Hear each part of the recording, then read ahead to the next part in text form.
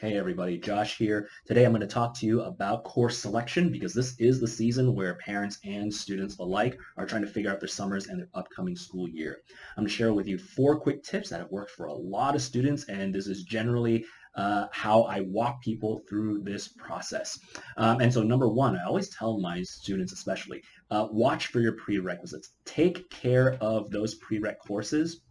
It is always a big bummer when I talk to like a junior and there's a target class that they wanted to take and then they realize that they haven't taken care of their prerequisites, and then suddenly they're scrambling trying to figure out how it is that they're going to be able to take both their prereq and their target course on time. And by target course, I mean like those big goal courses that you want to take that helps your transcript to shine, right? Those things that show that you're a serious candidate for your college major. So don't delay in taking your prerequisites, because when you delay in taking your prerequisites, you're delaying when you can enter into these very important targets courses. The second thing that I always advise students to do is to put your best foot forward. Do the courses that you are good at. The more opportunities you give yourself to succeed, the more you're going to succeed. I think that there is often a lot of pressure for us to be generalists, and I think that there is a good thing about being well-rounded for the purposes of your education. But in absence of really knowing what else you're going to do, then do something that you're going to be good at. If you are motivated to take the time to become good at something, chances are you have some passion in that area. So why not push that forward a little bit more in your schooling and get some credit? Boost your GPA for it. You know, you're gonna do well in the things that you love. So go find something that you love. The third thing I think is really important to do is to be very self-aware about your habits and your preferences. Taking a course with us in the summer, you're able to do something in just 6 weeks, which is really awesome. If I don't mind saying so myself, being able to do like an AP course in 6 weeks. But for some students, they might hear that and go, oh, that's a little bit much for one particular course. And I want to do it during the school year. That's cool. Then you know what your pace is like. Or another student might say, I kind of want to get a class over with. I want to take it in the summer.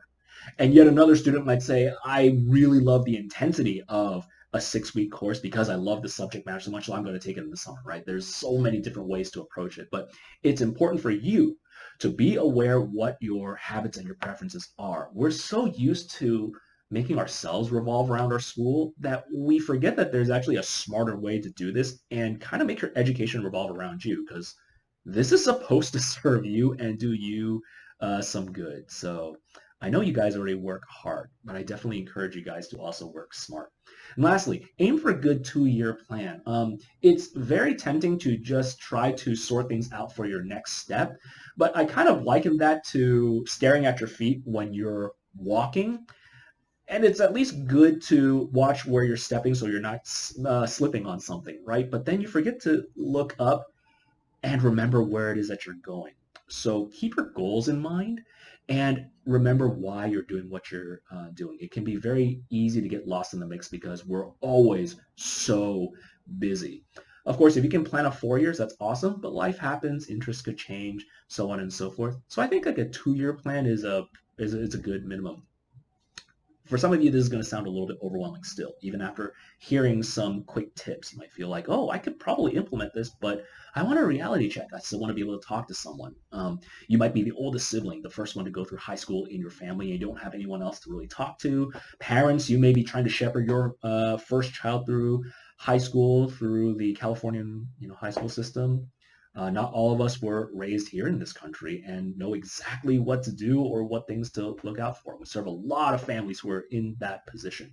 We're always happy to talk to you. Shoot us an email, consult@legendcp.com, or call us at 408-865-0366. Spend 15 to 20 minutes just to kind of talk you through what our process is and help you look at some of our options that we have online in the summer for this year, as well as some opportunities you might be able to take advantage of with us in the upcoming school year as well. So I hope you found this helpful. We're going to be doing a lot more content like this in the future, so keep an eye out if you're on our email list.